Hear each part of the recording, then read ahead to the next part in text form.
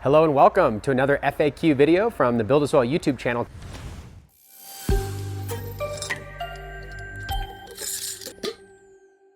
Today we have FAQ 5 Season 5, and Dean messaged and said, hey, you know, it's deep flower, there's not as much content. Really, I'm just watering in there at this point. It's so easy. Why don't we do a longer FAQ? So we've got 2 pages today. As usual, I've not looked at any of these. Let's jump in, start at the top, and we'll go for it. First question, Ms. K says, the garden looks fantastic. I just wish I had more room to upsize. Going to try 7 gallons this next flowering run. Question, what would you add to your soil to raise the P and the K, but not add N at all? I tested my soil, my N is high, and P and K are very low. Good news is you probably could add a very small amount of N without hurting things, depending on what that means. Sometimes the soil tests say a little high, but nitrogen is always in flux. You could grow some cover crop to help digest some of that. You're gonna be vegging for your next cycle, so you're gonna need some of that N anyways. We definitely wanna get P and K right. The most important that I look at on a soil test is calcium.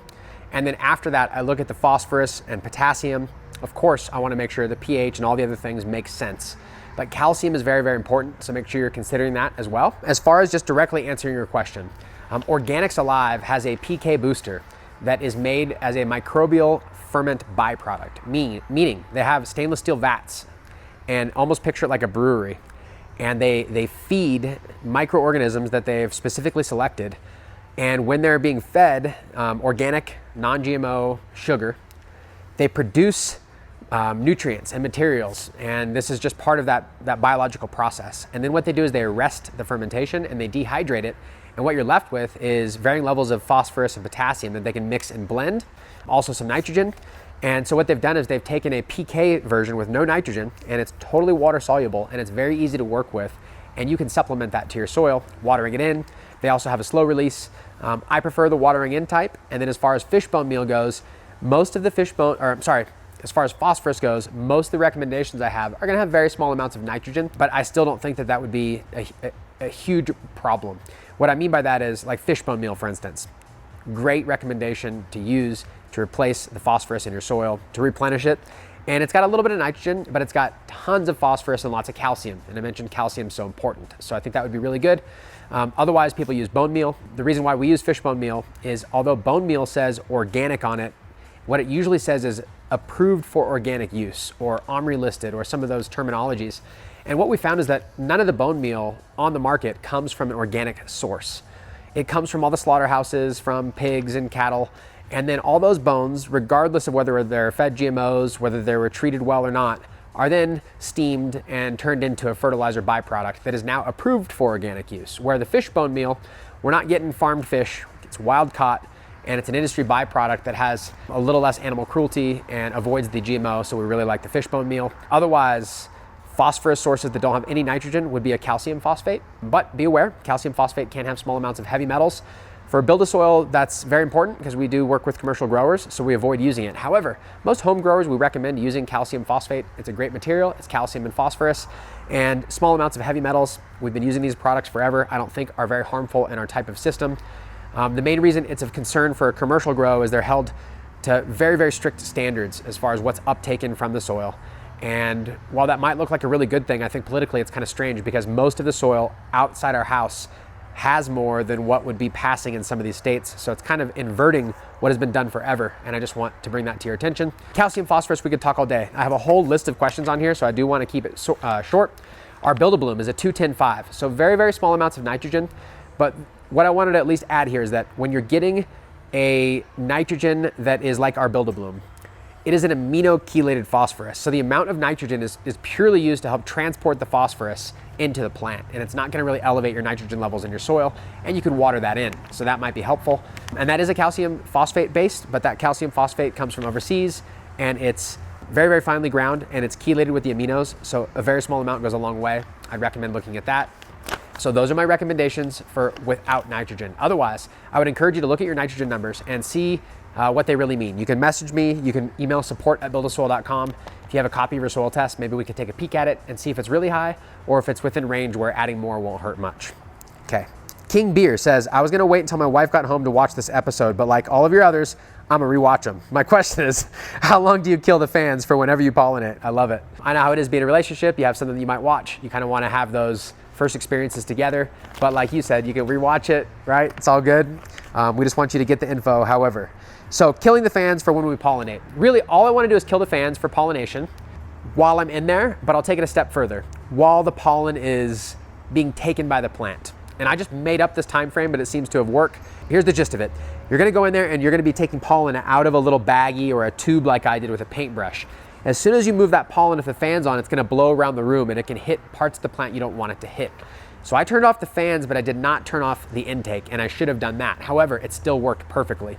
I would turn off the fans, turn off the intake, exhaust, everything, so it's still. There is zero air movement. Now you can see under zero air movement, you can apply the pollen where you want. Here's the next part. You want that pollen to be on the plant for at least 10, 15, 20, 30 minutes. Now, it could be instantaneous, but I don't know the answer. And I know that within 20, 30 minutes, it does its job. Like, I want that pollen to trigger that reaction to the plant. At that point, what I did was I came in with my Chapin sprayer with some just pure water, just plain water, and I misted the plant down everywhere where I pollinated and on the ground underneath it. That way, when I turned my fans back on, the fans didn't blow some pollen that had not taken around my room. And the water basically kills the pollen, but not the pollen that was already taken by the plant. So hopefully that answers your question. My time frame was 30 minutes from pollination, fans off, watering, fans back on, and that's it. So great question. Okay, Jesse, thanks for asking my question a few FAQs back. You're welcome. Thanks for posting another one. I have another. I want to get into living soil, but I grow outdoors, zone 7A. I wanted to know, would living soil survive a winter outside? And if so, what's the best way to store and prep it for a potential cold winter? Thanks for the videos.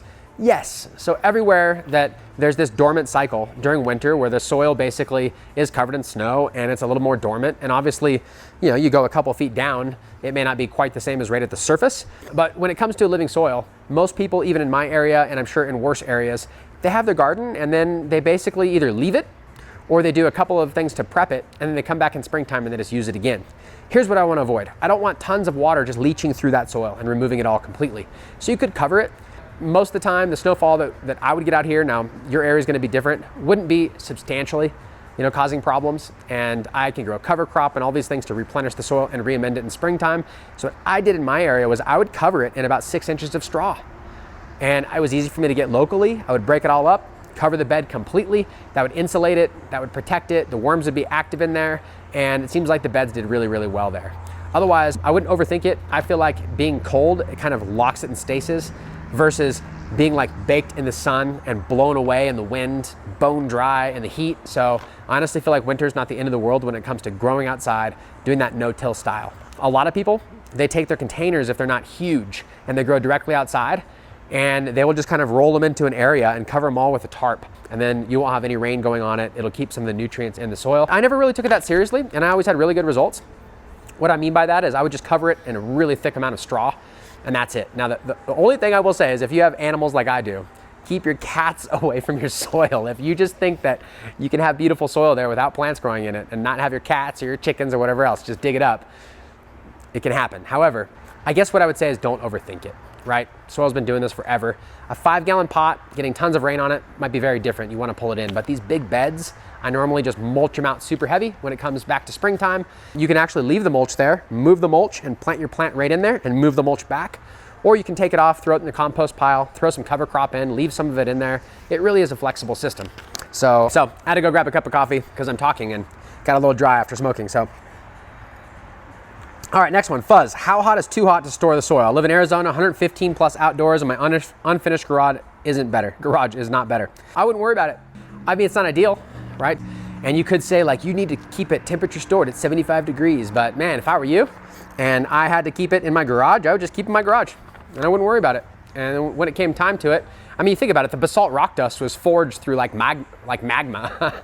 So, things that I think most people are thinking about the biological life in here. And I will say that biology, when given a good home, it explodes with life. It multiplies exponentially so fast given the proper conditions. So don't worry about things too much. I really think that if you kept it in the 115-degree garage and some tubs, as long as it didn't go like soaking wet anaerobic in a tub with a locked lid and get all funky, as long as it was just in the garage and you pulled it out and used it, at the time I was ready to use it, I would get it moist again. I would inoculate it. I would just make sure that it feels good and the texture's right. There's no dry pockets. You could even re-amend it a little bit and let some of those amendments bring life back into the soil, and you're ready to go again. So don't overthink it, just like my previous answer. I think that storing soil is one of those questions that we get a lot of, and I'm always a little bit, not confused by it, but I recognize that in the beginning, you learn about living soil and you're like, I think I must keep it alive and happy forever, but it's so resilient. It really is an incredible medium, and there's so much biology in it that if you keep it at too high of a temperature, as long as you bring it back into the ideal grow conditions, it's gonna bounce back to life for you and it's gonna absolutely crush it. It's almost like I've made the birdhouse analogy before, where some people are trying to build a bird from scratch by getting a microscope, what I mean by that, in like a compost tea. Where when you build a living soil, it's like the microbes show up. It's a perfect home for them. There's food to eat, there's stuff to do, there's moisture there. It's organic matter. That's what the microbes love, so they come. Versus same thing with a bird, like you don't wanna learn how to build a bird, you just build a birdhouse and they show up. They'll fight over it. Similarly to soil, we just wanna have that really good home for it. And if you store it in the garage, whatever, bring it back out and it's gonna crush again, I promise. Don't overthink that part. Okay, Fuzz, good. Thanks for the question. I think that'll help a lot of people. Clint, hey Jeremy and gang, question. Since you pollinated select branches, is there a time difference when you harvest to ensure full seed development? Do you harvest at the same time as the non-pollinated buds, or do you need to wait longer, etc.? This is a good question. I may have mentioned it on camera, but our videos are long. It's hard to find the right answer, so this is really good. When you pollinate, you really need the seeds to fully develop, regardless. That's the whole point. And so if you were to do a whole plant, you'd be letting that plant go sometimes longer than normal. And what I mean by that is, if you normally pull it 50 days and the seeds take 70 days, well, you're gonna go longer. The good news is in there, I typically go pretty long on my flower time. Living soil allows you to really slowly walk them to the end of their life through that senescence phase, where they really show you when they wanna be harvested. And my estimation is that these seeds will be done around the same time as the flower, because just how long we can take it. However, to answer your question specifically, if I go to harvest and I notice that the seeds aren't tiger striped out and all really fat and healthy, I'm not gonna harvest those. I'm going to harvest the rest of the plant around it and leave those to stay on there as long as needed until they are finished. And so that's just a consideration. That's also why the optimal pollination window is in that 14 to 21 day period, because if you do it right in the beginning, there's just not enough of the newly formed bud to basically receive that pollen. So you want it to start to stack. But then if you wait too long, like let's say you just put a male in there and leave it the whole time. Well, some seeds will take when you put the male in, and then the male will produce more pollen, and then it'll pollinate more, and then the female will grow, and then the male will grow, and then more pollen will fall on more female hairs. And so at the end of the day, you're gonna have some seeds that are finished, some seeds that are not finished. And so my preference is to come in and pollinate all at once, so that we have every single seed in there pollinated at the same time, so that when I have finally found my harvest window for the seeds, whether that's the same time as the flower or not, they're ready. And if it just so happens that the seeds are ready before the flower is, I just leave everything together, because I don't find a problem with leaving the seeds in there. And then I'll harvest, and then I'll have some fun getting to break all the seeds out, and we'll see how many we got. We'll talk about it. So really good question. Next one, Merlin, what is a European alternative to Earthboxes? Any sub-irrigation. So you can build your own. There's global buckets, and there's like making your own out of Rubbermaid tub. I don't know the brands in Europe, so I have no clue, but don't worry about it. This is one of those things where it's a principle. And so if you find a container that has a sub-irrigated wicking built in, I mean, there's so many houseplant containers that use wicking. Just most of them don't hold a lot of soil, because most of the time you don't want to lug around a lot of soil for a houseplant, but there are wicking ones that are for outside of hotels and all this stuff. It's a common phenomenon because then you don't have to water it so often. Challenge is those are often tall and narrow. What we're looking for is anything wide and a little bit more shallow that has wicking built in. Otherwise, you can get like a Rubbermaid tub. You can build your own by drilling holes in the bottom of another and putting it in there. Lots of builds online. I even had a gift dropped off today from a customer. It was our Grodan Smart cloning insert, and this guy had wrapped wicking rope on every single one, like around each row, and left a little dangler. And he says you put it in the tray, and now when you're cloning with the pucks, it wicks up the wicker right into the actual puck, and you don't have to ever worry about misting them, and it keeps them all perfect. And I can't wait to try it. But what we're talking with the Earthbox is just a fundamental principle. Reason I like Earthbox: food grade plastic, holds up to the UV in the sun. I've used it, so I know that my experience is gonna be the same as yours. But honestly, don't overthink it. I know a lot of our customers use a city picker. They used to be like at Costco and available online. Maybe you can get one of those. So just find something that follows the principles of sub-irrigation, and you don't want it super tall. However, the Autopod has been killing it. It's pretty tall. So I don't know. I'm always learning, okay? Encourage you to do the same. Next question. Jess, I'm sure you have said this, but do you count weeks of flower from day of flip or first sign of flower? I've noticed what breeders say on time frame is more accurate from first sign of flower. Breeders and what they say, I'm guessing most breeders mean really well. And I've found that some breeders have ran their own seeds enough times to for sure know that window, and they do display it, and a lot of them are accurate. But a lot of times it's different in your environment. And so I go every single time, and I think every breeder should agree with me and would agree with me that flower is when you flip to 12-12. Now, here's where some of the discrepancy comes in, okay? When you're growing outdoors, there's never a time at which you flip to 12-12. So how do you tell someone how long you've been in flower? And so you could go by your local sun and say, when are the days at 12 hours? But you're likely to be pretty deep in flower by the time it hits 12-12. And so there's this, like when you see them start to go into flower outdoors, it's this slow walk into flower. And so it's slightly longer than the usual time frame that you'd see on a pack. So my belief is that breeders, when they're putting a number of days on there, they're saying, hey, it's that much time from when you flip the switch. Otherwise, outdoors, it could be based on your environment, on all this stuff. And so whenever we talk about flower, and when most of my buddies, when we grow, when we talk about it, just to keep the lingo on the same pace, we always mean when you flip to flower, that's day one. Otherwise, it's subject to a lot of personal opinion, and it's harder to discuss things that are subject to so much opinion about, well, I saw this and it started to stretch, and so that's day one and not day three, and we can't speak the same language. So the day you flip to flower, that's the first day of flower. Then we can all speak the same terminology as far as how to achieve the same results, okay? Great question. That's a really common one, and I'm really glad you asked it. All right, Benelli. Jeremy, help me out, brother. I got Earthbox, 2 plants in it. I guess I poured water too early, so I dumped it. After a couple of days, I put water down the tube when I saw droop. Looks like some of the dirt moved towards the tube. I still see water at the bottom of the tube. Why are they drinking slow? Or could it be that dirt somehow is blocking? I think I see roots at the bottom of the tube as well. Right now, waiting to see no water, but I hope that's the right way to approach it. I will say, just maybe this, I'm gonna tell you how it normally goes for me, and maybe you'll see something similar and you'll relax a little bit. Normally, when I put a plant in, or even 2, and it's the first watering and I go to water, I'm like, all right, drink the water so I can water. And like a week or 10 days later, there's still water in there. And I'm like, oh, what's going on? And then inevitably it drinks it. And I'm like, oh, okay. And I add water. And the plants start getting big and they're growing, and it's another week or so before they drink it all. It's crazy sometimes how long it takes. And the good news is that every time it's drinking all the water, if I peel the cover back, it's still wet. So I feel like even if you missed a day when it was bone dry, there's still water in the soil. So it's hard to underwater by waiting for it to go dry, if that makes sense. It should still be plenty moist in that earth box. And then when I go into stretch, where the plants are doubling in size, I feel like they drink it in 3 or 4 days, especially with 2 plants. It could be 2 days. They'll drink the whole reservoir. That depends on your environment. It's a little drier out here. If you've got really good lights, fast growing plant, they can drink more. But just rest assured that sometimes it takes a while for them to drink that earth box, and it seems not to cause a problem. So don't jump to conclusions. But if what you're saying is the soil up top was dry and the plants were drooping, but there was still water in the bottom, then there's a wicking problem. And what I mean by that is it may have broken and gotten hydrophobic. And so at that case, if you really felt it was dry up top, I would make sure that the bottom was dry, and I would water from the top, and I would leave it dry in the bottom. Just treat it like a regular container until the plant starts to grow. Once you see the plant growing, then I would return to bottom watering and never go back again. So hopefully that'll help. Otherwise, soil moving around, I don't really think that's a problem. There could be soil that drops down in there, like it's not a problem. If you see roots through the tube, that's a good sign. Normally that means that they're gonna be drinking that water. It could be that you have high humidity and your light's not that potent, and it's just gonna take a while for them to drink, and maybe you can crank it up a little bit. But those are parameters you're gonna have to find out. I'm just telling you my experience so you can borrow from that experience and hopefully find your sweet spot there and know that you're on the right track. So hopefully that helps you. Okay, next question.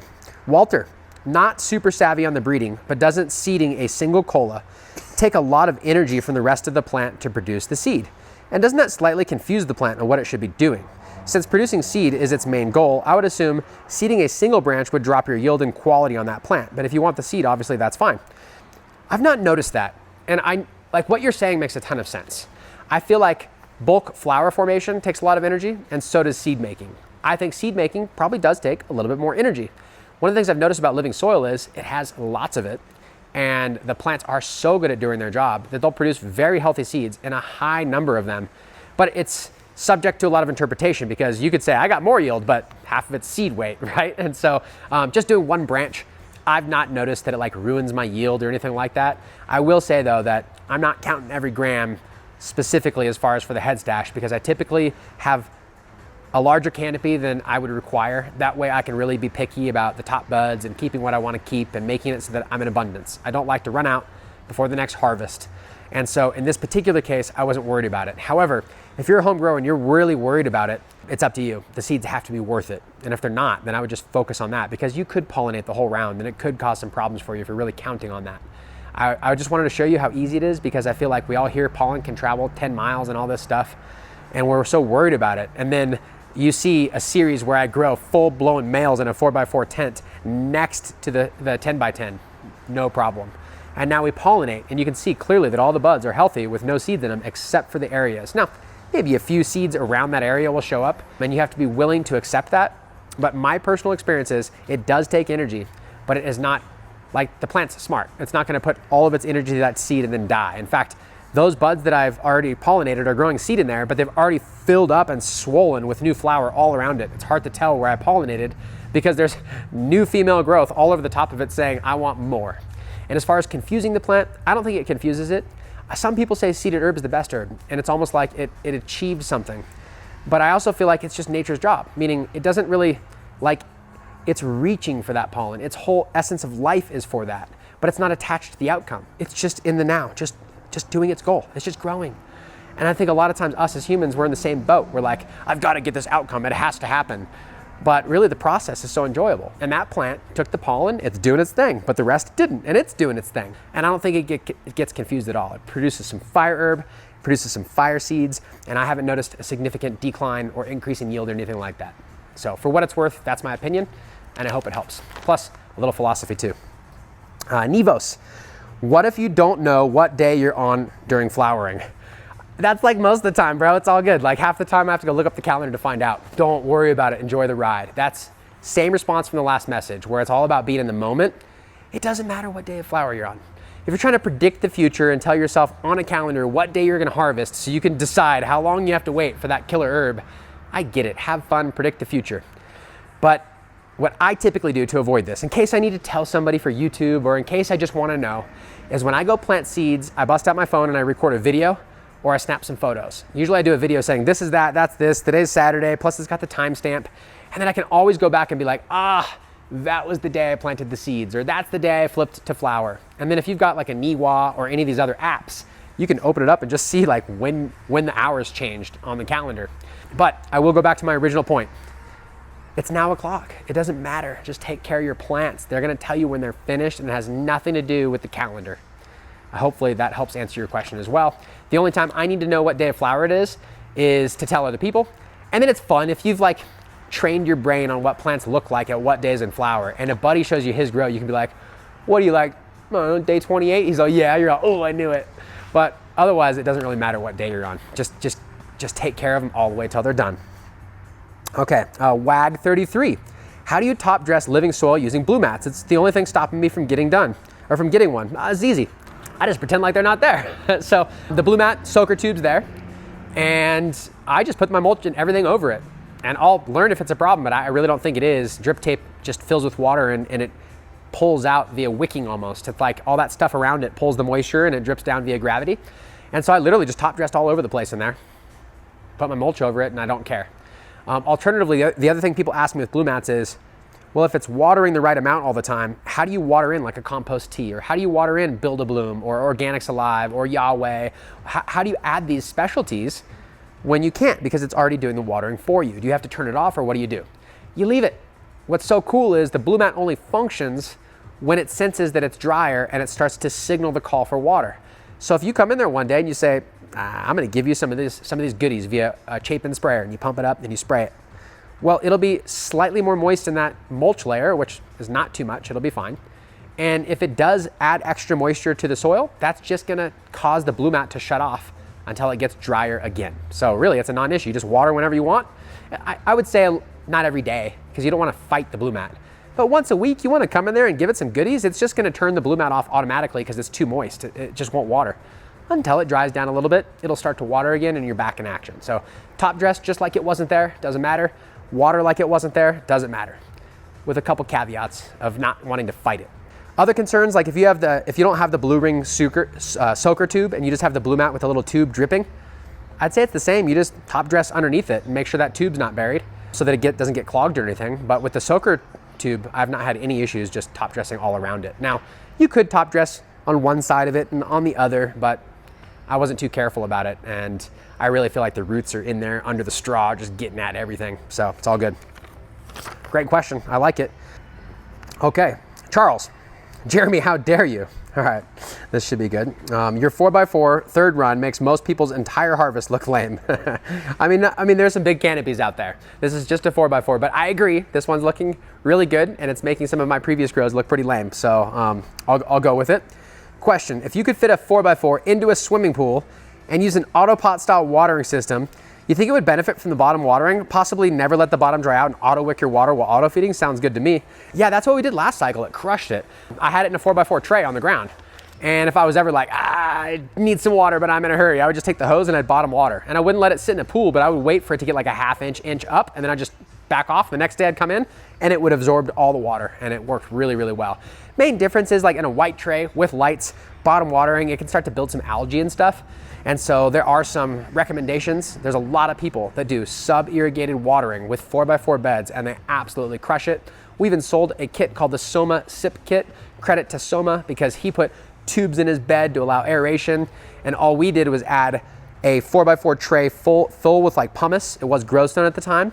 Then you'd put the entire bed, instead of putting your 4x4 bed in the tray, you would fill the tray with medium, and then you'd set the whole bed on top of that with tubes going all the way to the bottom. You'd water down the tube, and it worked great because this way your whole 4x4 tray or bed would block the light and cover up, and then the pumice would hold the bed, but it had so much porosity it would hold lots of water. So then your roots could grow through the bed into the pumice, drinking lots of water, but the light wouldn't hit it, wouldn't grow algae. I will say if you overwater a 4x4 sip and you've got no way to get the water out, it can cause some problems. So have a little foresight. How would you get the water out if you had to with a shop vac something so that you can maintain it how you want? And sub-irrigated 4x4s are an incredible powerhouse. Okay. Charles, thank you for your question. Next question. Indeed, do you water 5% soil volume daily? I don't do anything the same every day, and I just want to make that very clear. 5% is a rule of thumb. I will tell you the 4x4 bed has been elevated this time. I've had to water it almost every day. It's insane. For a 4x4 that's producing that much weight, it definitely needs the water, but I was surprised at how much water I'm using on there daily, just because of the fact that it's breathing so well from the bottom. Now, I don't know if that's a plus or a minus. In my world, I think that's a minus. I would rather have it sub-irrigated a little bit, not have to get in there every day and water it and hold on to some of its own moisture, but it's certainly transpiring and it's going through water, so I think it's doing a good job. And the yield is great.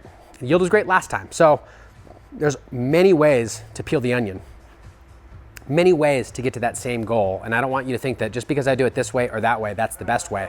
That's just a way. And then the discipline, the environment, the genetics, the lighting, all of that's really the method. Each area, I'm just curtailing the method that I'm using to fit that so that the plants are super happy. And I would say it's the same thing for that question. Water volume, 5%, I will be closer to that when I'm doing it daily, during stretch daily. But if you're in a moist environment, your plants aren't that big, you're not gonna be doing 5% daily. It's just not gonna happen. And I'm watering significantly less now than I was during the first 2 to 3 weeks of flower because the plants were jumping in size and I had to water daily, sometimes over 5%. So the answer is always gonna be, it depends. But that 5 to 10% is there to give you buffers so that you go, hey, if I'm watering 20%, I'm probably overdoing it. But if I'm watering 5% once a week, maybe I'm overdoing it or maybe I'm underdoing it. But these bumpers allow you that parameter.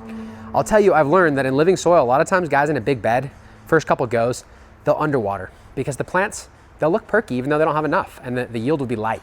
When you start really getting them to drink and get used to it and know that you're not overwatered, you can put out some weight. And so I think it's important to get that right. 2 more, butcher grows. So I have a question related to the 5-gallon pot. Why is it that with the BuildASoil method, the plants only want to grow so big in 5-gallon pots? But in other commercial operations, I'm seeing they're only running 2 to 5-gallon pots and the plants are as big as the 30. Is it longer veg time and more stress on the plant? They're feeding. And so you can go to our veggie greenhouse and see the tomatoes. They're vined all the way to the ceiling, then they're dropped, moved down, raised to the ceiling, dropped, moved down, and the vines get like 30 feet long all the way down the greenhouse, stacked in tomatoes. When I saw that the first time, it was in hydroponic tomato greenhouse, and they had slabs of rock wool with drippers in there. And this little tiny slab of rock wool would have the exact same 30-foot vine, and I couldn't believe it. And I thought they're growing like alien tomatoes. But when I see the same thing in the greenhouse over here, I realize, they're vining plants, they grow that way, it's a good style. But what I was fascinated by is that battery of soil would produce just as much as all those nutrients being put in there. And so the argument on the hydro side is you can control the exact level of nutrients, exactly what the plant needs, to the penny, per the gallon, and have a business model on there. And that's how it's gonna work. And so what I will liken it to, I'm not a huge car guy, but it makes a ton of sense to me as far as I think most people get this analogy. The living soil is raw horsepower. No replacement for displacement is what they say. The bigger the motor, the more power. In hydro, it's like a supercharger and a turbo. It can deceive you. You can have this little engine put out a lot of power. And so the reason why is they have no biology that's requiring the release of nutrients, and they can just feed and feed and feed, and those roots can take up those nutrients and be bigger. But since most of our vision as a living soil grower is to not be in full control as if they're slaves to us, but be more a steward of what they would want, it makes sense that they're gonna grow the more natural way under that phenomenon. And in nature, you take a 1 gallon plant or pot, you put a plant in it, it's not gonna produce much. Now, you can trick it, you can use organic feeds. There are people that put out pretty good weight using lots of different organic feeds, but the whole goal with no-till is to keep the soil forever. So we don't wanna overdo the feeding just to ruin the soil for our next cycle. So the hack has been more soil, more raw power. Then we never use all that power. Then it's there for cycle to cycle to cycle. And now we don't have to be in control. We're just a steward, and we get phenomenal results. And I'll tell you, the pursuit has been in the pursuit of the best quality, not the most quantity. Once we've achieved the best quality that really the taste is there, the flavor's there, everything that we want, we're very proud of it. Then it's about the tricks to increase that yield, right? And you learn consistent watering, the right genetics, the right light, all that stuff. But if you look at my autoflower grow, there's something like Autopotamus, that guy's got colas that are like as big as my whole grow. But I love the quality we produce. And I think there's a huge difference in huge buds versus really good smaller buds. And I think that's what the organic style produces. But we're able to rival a lot of what people get in hydro. The difference is those little tiny containers, you'll never see a living soil grow done that way. It's dependent on biology and the more roots and all these things. And a root is better at picking up nutrients as it's moving through at the sloughing off point where it's developing. So it needs more to move through. But in hydro, you can just slam feed in there. And so I think that's a huge, huge difference and worthy of mentioning. So thank you for the question. I think that's really, really good. Scarg, could you put a light on the side for the lowers to get a chance? Yes, I never do it. I don't know what it is. I'm sure you can do it, and I'm sure it's just fine. But I feel like that's a way to confuse a plant, in meaning like it just doesn't seem that natural to me. Normally there's one source of light and that's it. When it comes to in a tent, I feel like we're wasting more energy, and then it's just not ideal. In my opinion, okay? I think the plant should reach for the light and it should be above it. There are some people that like use light movers and they work great, and it's kind of like a hack on using less energy to cover more canopy space. But I've not seen a huge benefit from the under lighting and the side lighting, and I've done it. I've put like T5s on the side and LEDs on the side and all this stuff. And I just feel like having an even top canopy has produced much, much better results than trying to finesse some extras out of the lowers. If you really want the lowers and you have extra time, another way is to just chop the top and leave the rest to mature. Otherwise, do what I do, and that is to get as much of the lowers removed so there's very little. That way you have mostly top growth. And then if, like in the 4x4, you didn't clean it out very well like I didn't, there's gonna be some lowers, and I'm just not gonna deal with it. That's gonna go to my food as far as making some oil, making olive oil is what I like to make, making some edibles. There's lots of little things that I personally like. Most of it will go to that, and then the smokable top grade flowers will be for the jar. So, wow, that was a good one. That was longer. I kind of like that longer form. If you guys like it, let me know, and we can just start stacking questions in here. I kind of get on a roll. It's really fun. I feel like I get lost in it, more like I'm talking to you instead of talking to a camera, where when I answer only a few, it's kind of easy to be in that starter mode. So thank you very much for you guys for pouring out these questions and being a part of my life and our lives here at BuildASoil. There's so many of us that work here that get to come to work every day doing what we love because of people like you that ask questions, buy products, and generally just help our dreams come true. So thank you from the bottom of my heart. I hope you appreciate these.